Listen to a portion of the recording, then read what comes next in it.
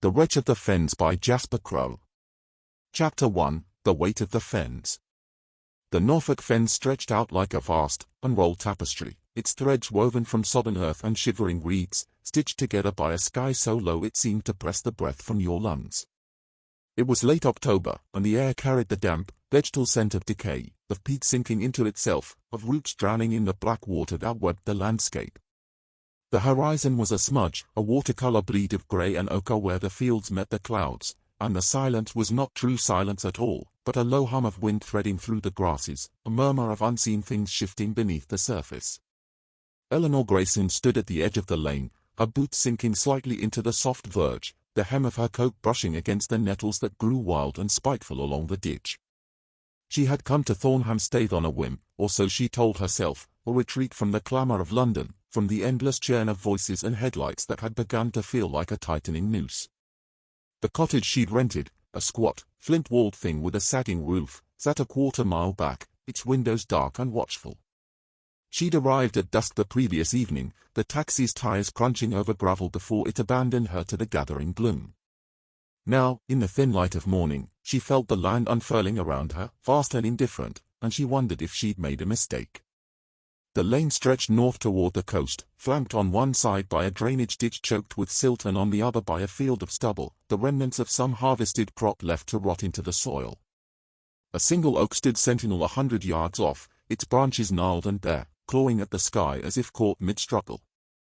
Eleanor pulled her scarf tighter against the chill and began to walk, her footsteps muffled by the wet earth.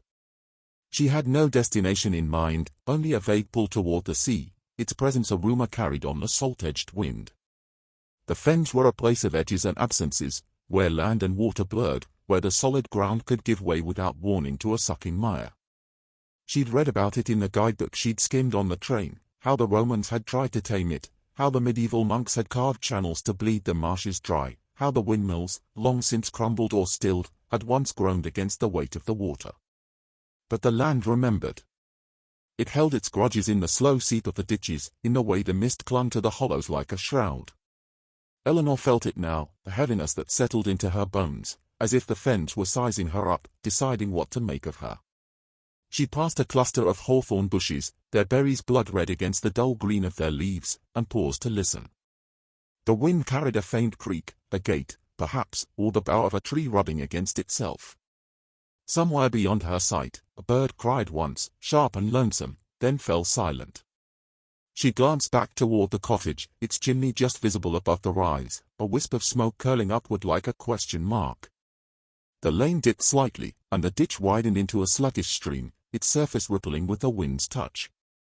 Eleanor stopped again, peering into the water.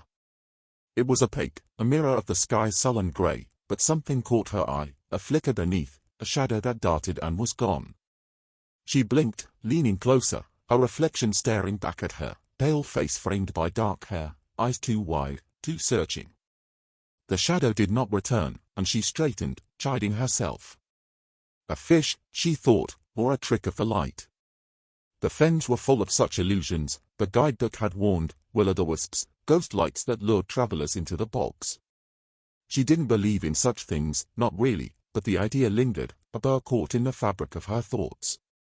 Thornhamstaith was not a village proper, not in the way she'd imagined with a church spire and a bustling green.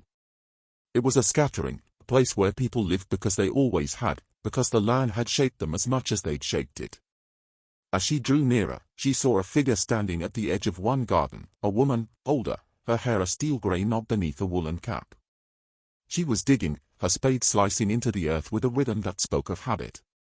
Eleanor raised a hand in greeting, but the woman did not look up, her focus fixed on the soil as if it held some secret she meant to unearth. The cottages were quiet, their windows curtained or shuttered, and Eleanor felt a pang of isolation, sharp and unexpected. She'd wanted solitude, hadn't she?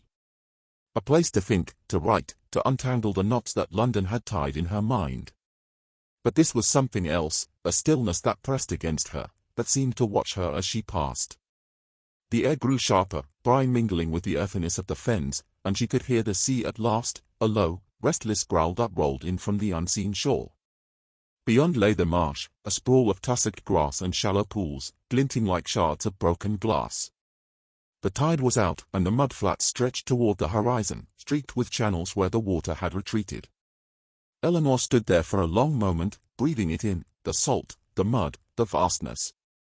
It was beautiful, in a stark, unyielding way, but it was not welcoming. It did not care that she was here. As she turned to retrace her steps, something caught her eye, the shape in the distance, half lost in the haze that clung to the marsh. It was tall, upright, too deliberate to be a tree or a post. A person, she thought, though the distance made it impossible to tell. She squinted, shielding her eyes against the weak sun, but the figure did not move. It stood there, a silhouette etched against the grey, and for a moment she felt a prickle along her spine, not fear, not yet, but an awareness, as if the Fens had turned their gaze upon her at last. She waited, expecting the figure to shift, to resolve itself into a fisherman or a birdwatcher, someone ordinary. But it remained still, a dark stroke painted onto the landscape, and the longer she looked, the more it seemed to pull at her, to draw her in. She took a step forward, then stopped, her breath catching in her throat. The wind gusted, cold and sudden, and when it passed, the figure was gone.